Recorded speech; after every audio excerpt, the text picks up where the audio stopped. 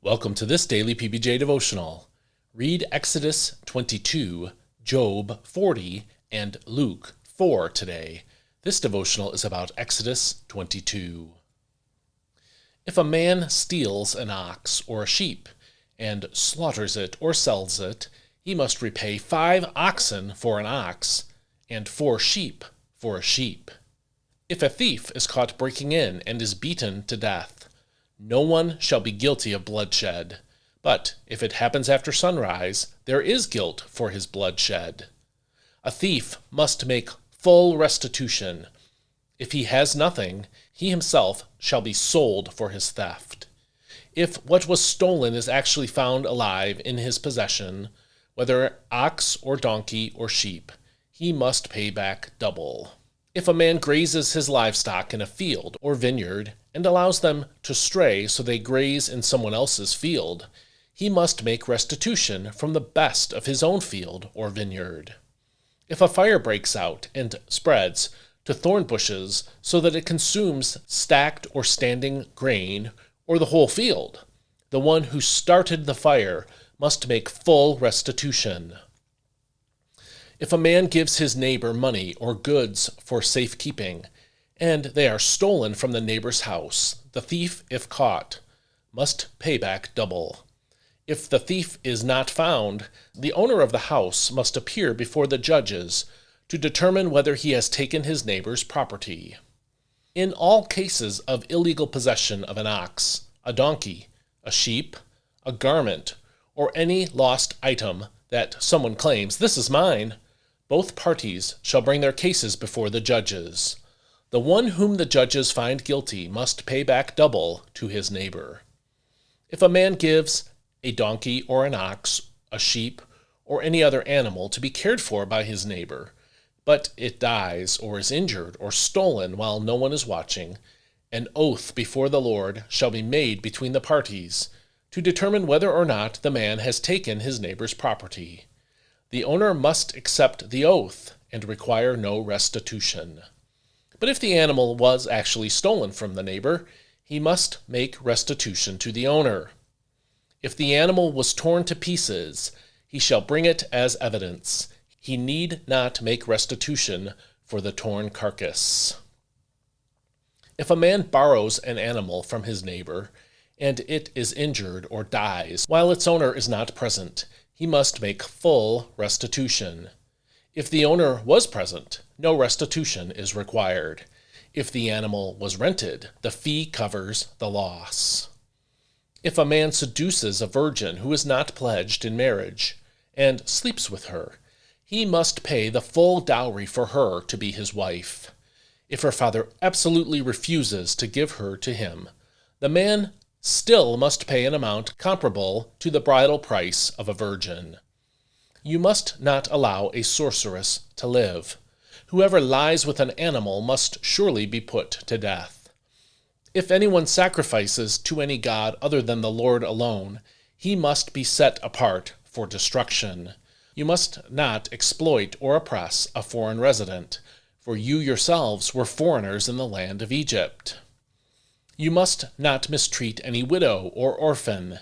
If you do mistreat them, and they cry out to me in distress, I will surely hear their cry. My anger will be kindled, and I will kill you with the sword. Then your wives will become widows, and your children will be fatherless. If you lend money to one of my people among you who is poor, you must not act as a creditor to him. You are not to charge him interest. If you take your neighbor's cloak as collateral, return it to him by sunset, because his cloak is the only covering he has for his body. What else will he sleep in? And if he cries out to me, I will hear, for I am compassionate. You must not blaspheme God or curse the ruler of your people. You must not hold back offerings from your granaries or vats. You are to give me the firstborn of your sons. You shall do likewise with your cattle and your sheep. Let them stay with their mothers for 7 days. But on the 8th day you are to give them to me.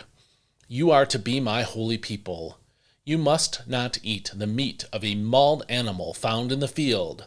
You are to throw it to the dogs. This is God's Word. God gave Israel two kinds of laws.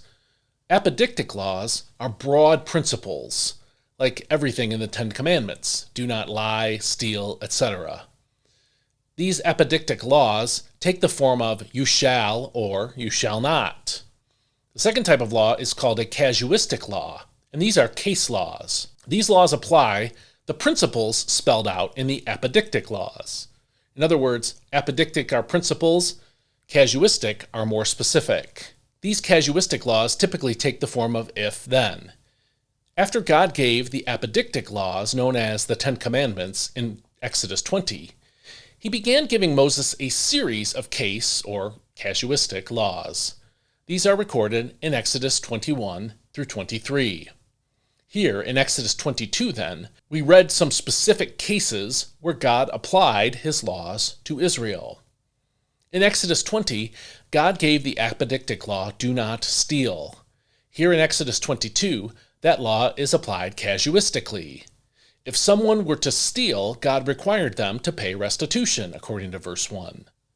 That is because God is a just God. If we want to live righteously as the people of God, we must be prepared to compensate others if we rob them of their property. This is true whether we rob them directly and intentionally, as verse 1 talks about, or whether we do it through carelessness, as verse 6 talks about. If you accidentally scratch someone else's car, our desire to live a righteous life calls us to own up to what we did and pay for the damage. Have you done something accidentally that damaged someone else's property? If so, go to that person, own up to what you did, and find a way to make restitution to him or her. Whenever you encounter one of God's broader apodictic commands, think about the specific or casuistic ways in which it applies to your life. Then be sure to do specifically what the principle requires. This is how we apply the Bible to our lives and put it into practice through obedience. And if you found this devotional helpful, go to my website, dailypbj.com/subscribe, and enter your email there. Then every day, you'll receive an email from me containing a transcript of these devotionals, links to the audio and video of them, and most importantly, a link to the daily readings so you can be in God's Word every day.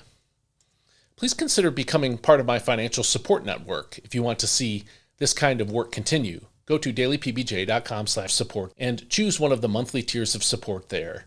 And thank you to all of my network for your faithful giving. It helps me so much to keep going with this. Please share this with someone who might be helped in their faith by it, and I'll see you next time. May God bless you. I hope you have a great day today.